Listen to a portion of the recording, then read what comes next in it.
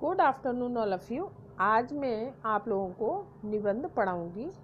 निबंध का नाम है 21वीं सदी का भारत। भारत को आज़ाद हुए लगभग 57 वर्ष हुए हैं। इन वर्षों में भारत ने हर क्षेत्र में आश्चर्यजनक विकास किया है। अंग्रेजों द्वारा दी गई दरिद्रता को हटाकर यह विकासशील देशों की पंक्ति में आकर खड़ा हो गया है। विभिन्न क्षेत्रों में हमने आत्मनिर्भरता प्राप्त कर ली है। इस आत्मनिर्भरता से हमारे सम्मान में बढ़ोतरी हुई है। तो भारत को आज़ाद हुए लगभग 57 वर्ष हो चुके हैं। इन वर्षों में भारत ने हर क्षेत्र में आश्चर्यजनक विकास किया है। हर क्षेत्र में बढ़ चढ़कर उन्होंने काम किया है भारत ने। अंग्रेज़ों द्वारा दी गई दरिद्रता, जबकि अंग्रेज़ों ने सब अपने कब्जे में करके गुलामी की जो ज़िंदगी दी थी, जब वो चले गए यहाँ से, तो उस अंग्रेज़ों के द्वारा दरिद्रता को हटाकर यह विकासशील देशों की पंक्ति में आकर खड़ा हो गया। तो ये मतलब इतना अपने आश्चर्यजनक विकास हमारे भारत में हुआ है, तो ये विकासशील देशों की पंक्ति में यानी लाइन में आकर खड़ा हो गया है। अब इसकी भी भारत की भी गिनती होने लगी आगे बढ़ के। विभिन्न क्षेत्रों में हमने आत्मनिर्भरता प्राप्त कर ली है। इस आत्मनिर्भरता से हमारे सम्मान में बढ़ोतरी हुई है। और विभिन्न क्षेत्रों में आत्मनिर्भरता है यानी जो बाहर देशों से जो मंगवाया करते थे, वो सभी हमारे देशों में उपलब्ध है। यानी चीज़ें, हर चीज़ हमारे देश में बनाई जाने लगी है। अब हेडिंग इसकी आएगी परिवर्तित भारत। तो परिवर्तित भारत में परिवर्तन सृष्टि का नियम है। भारत भी अनेक परिवर्तनों के द्वारा से गुजरा है। स्वतंत्रता के समय आज के आश्चर्यजनक परिवर्तनों की कल्पना भी नहीं की जा सकती थी। यद्यपि गरीबी पर हमने पूर्णतः विजय नहीं पाई है, तथापि आम आदमी के जीवन स्तर में सुधार लाने में हम अवश्य सफल हुए हैं। कृषि के क्षेत्र में, व्यापार के क्षेत्र में, सामाजिक क्षेत्र।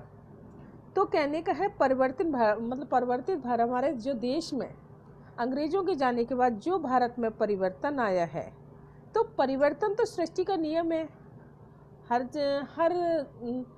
चीज़ समय के अनुसार बदलती रहती है। तो भारत भी अनेक परिवर्तनों के दौरों से गुजरा हुआ है। तो अनेक उतार चढ़ाव आए हैं। उसके अंग्रेज़ों के आने के पहले का समय क्या था, आने के बाद का समय क्या था, फिर जाने के बाद का जो समय हुआ है, तो उसमें भी काफ़ी परिवर्तन आया है। स्वतंत्रता के समय आज के आश्चर्यजनक परिवर्तनों की कल्पना भी नहीं की जा सकती है। और स्वतंत्रता के समय आज जो आश्चर्यजनक जो हमारे भारत में परिवर्तन हुए हैं, उसकी तो हमने कल्पना ही नहीं की है। लेकिन फिर भी जो आश्चर्यजनक परिवर्तन हुए वो देखने में सामने आए हैं। यद्यपि गरीबी पर हमने पूर्णतः विजय नहीं पाई है। यद्यपि कहने का तात्पर्य है कि गरीबी पर पूरा विजय नहीं पाई है, गरीबी अभी है। तथापि आम आदमी के जीवन स्तर में सुधार लाने में हम अवश्य सफल हुए हैं। और आम आदमी के जीवन में जो सुधार लाना है, उसमें अवश्य सफल हो पाए हैं। गरीबी के क्षेत्र में, व्यापार के क्षेत्र में, सामाजिक क्षेत्र में, राजनीतिक क्षेत्र में और सांस्कृतिक क्षेत्र में भारत आज विकसित देशों की होड़ कर रहा है। बल्कि कई क्षेत्रों में तो उनका मार्गदर्शन भी कर रहा है। आशा की जाती है कि परिवर्तन और विकास की यही दर रही तो 21वीं शताब्दी में भारत का एक महाशक्ति के रूप में उभरेगा। तो राजनीतिक क्षेत्र में, सांस्कृतिक क्षेत्र में भारत आज विकसित देशों की होड़ कर रहा है। तो इसको मैं समझाऊंगी। पहले परिवर्तन की दृष्टि से यह परिवर्तन की दृष्टि सृष्टि का नियम है। भारत भी अनेक परिवर्तनों से गुजरा हुआ है। स्वतंत्रता के समय आज जो आश्चर्यजनक परिवर्तन हुए हैं, उसकी कल्पना नहीं की जा सकती है कि पहले का क्या था और अब आज की एकदम पहले की अपेक्षा विपरीत है। यद्यपि गरीबी तो पूर्णतः देश से नहीं जा पाई है, आम आदमी का जीवन स्तर सुधार लाने में अवश्य सफल हुए। उसमें भी थोड़ा कार्यक्रम लगातार चल रहा है हमारे देश में। कृषि के क्षेत्र में, व्यापार के क्षेत्र में, सामाजिक क्षेत्र में और राजनीतिक क्षेत्र में, सांस्कृतिक क्षेत्र में भारत आज विकसित देशों की होड़ में लगा हुआ है, सबसे आगे बढ़ रहा है। बल्कि कई क्षेत्रों में तो उनका मार्गदर्शन भी कर रहा है और उनको आगे बढ़ाने में भी उनका मार्गदर्शन कर रहा है। आशा की जाती है कि परिवर्तन और विकास की यही दर रही तो 21वीं शताब्दी में भारत एक महाशक्ति के रूप में उभरेगा, महाशक्तिशाली भारत बन जाएगा। अब सेकंड है आणविक भारत। तो भारत अब परमाणु शक्ति संपन्न देश है। हमारे देश में भी परमाणु बम बनाए जा चुके हैं, यद्यपि इसके इरादे शांति प्रिय हैं। तो मतलब भारत का इरादा यही है कि चारों ओर शांति रहे, तथापि पड़ोसी देशों के गलत इरादों को धूल चटाने में हम सक्षम हैं। अगर पड़ोसी देश अगर हमसे कोई हमला करता है तो उसको हम हरा कर ही छोड़ेंगे, धूल चटा कर ही, यानी उसको नष्ट करके ही छोड़ेंगे। इसमें हम सक्षम हैं। भारत में आतंकवाद को बढ़ावा देने वाले शत्रुओं को हम ताल ठोक कर चेतावनी दे सकते हैं, और आतंकवाद को बढ़ावा जो दे रहे हैं, शत्रुओं को ताल ठोक कर उनको चेतावनी भी दे सकते हैं। भारत ने अपने बलबूते पर इतने कम समय में इतनी बड़ी उपलब्धि हासिल की है, और भारत ने अपने ही बलबूते यानी अपनी ही ताकत से इतने कम समय में इतनी बड़ी उपलब्धि हासिल की है। परमाणु विकास की यदि यही प्रगति रही तो भारत आने वाले वर्षों में पूर्णतः आत्मनिर्भरता प्राप्त कर लेगा, और परमाणु विकास की यदि प्रगति रही तो भारत आने वाले देशों में पूर्णतः आत्मनिर्भरता प्राप्त कर लेगा। कि हर परमाणु विकास की यदि यही प्रकृति है, देखो जो भी चीज़ें बाहर देशों में बनाई जाती थी वो सब हमारे देश में ही उपलब्ध है, हमारे देशों में ही बनाई जाने लगी है। तो आत्मनिर्भरता यानी किसी के पास जाने की ज़रूरत नहीं है, किसी भी देश के, हमारे देश में ही सारी चीज़ें बनी हुई हैं।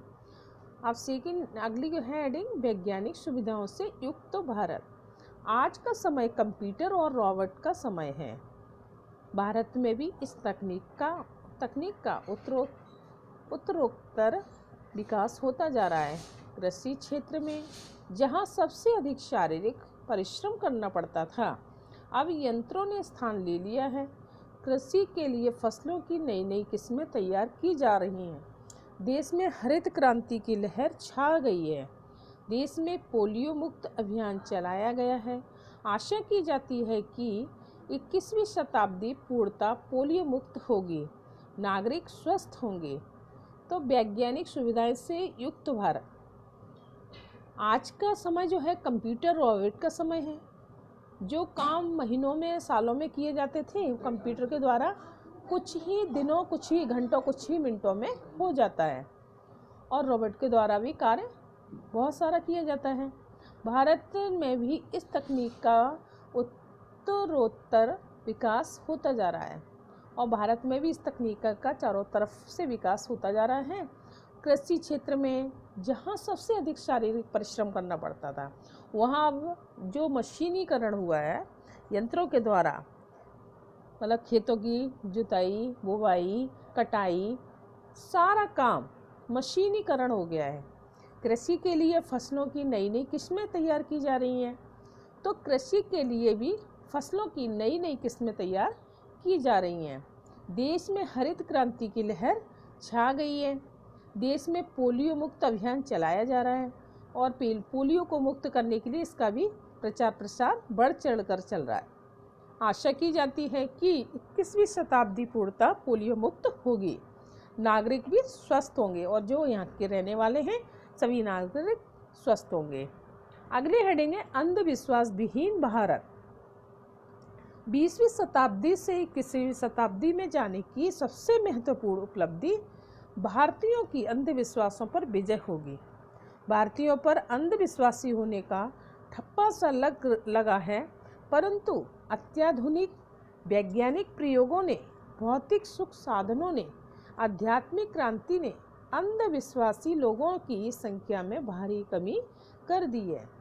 भारतीय जन वैज्ञानिक दृष्टि से सोचने लगे हैं। अंधविश्वास भाग्यवाद को जन्म देता है। भाग्यवाद विकास का मार्ग अवरुद्ध कर देता है। जैसे जैसे भाग्यवाद का आवरण घटता जाएगा, विकास का मार्ग प्रशस्त होता जाएगा।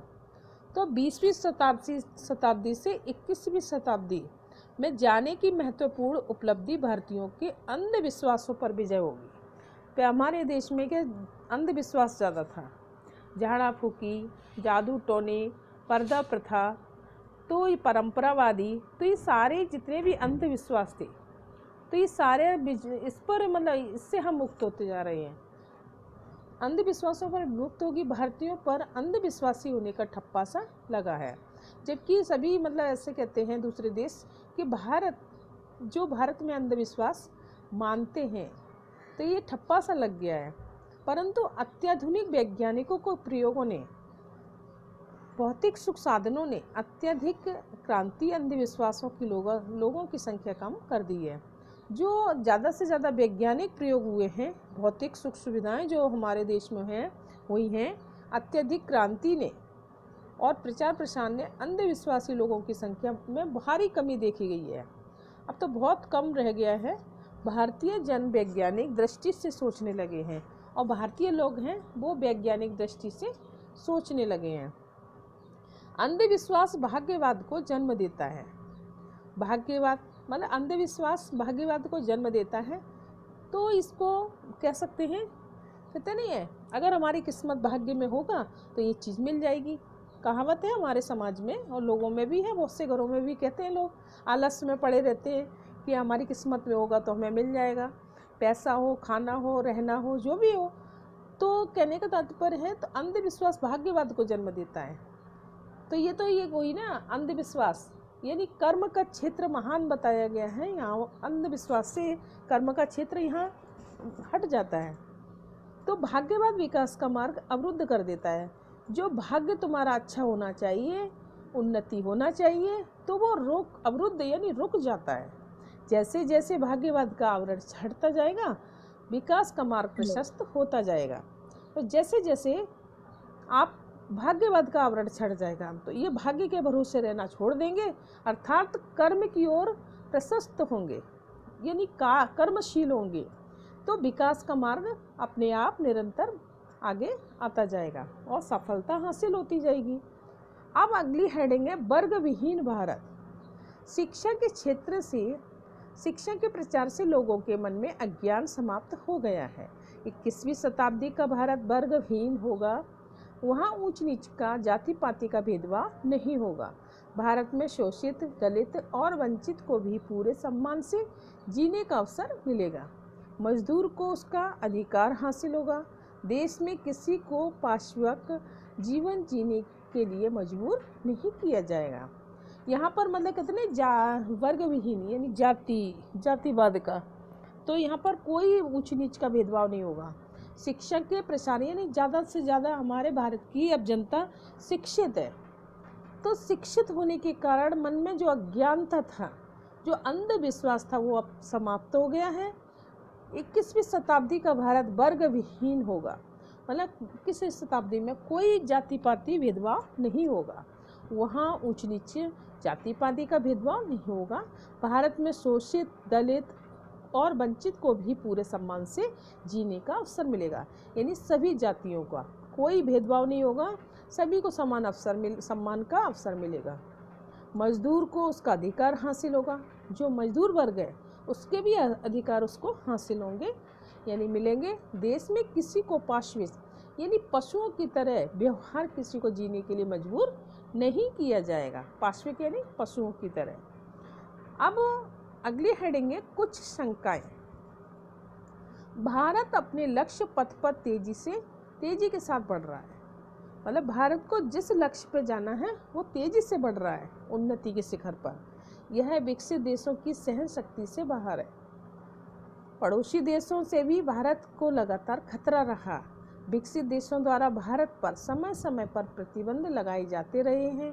भारत द्वारा किए गए परमाणु परीक्षण से ईर्ष्यालु देशों को आपत्तियां हुई हैं। उन्होंने अनेक प्रतिबंध भी लगाए, परंतु सबल व्यक्तियों की सबल सरकार के चलते सभी रोध होकर बैठ गए हैं।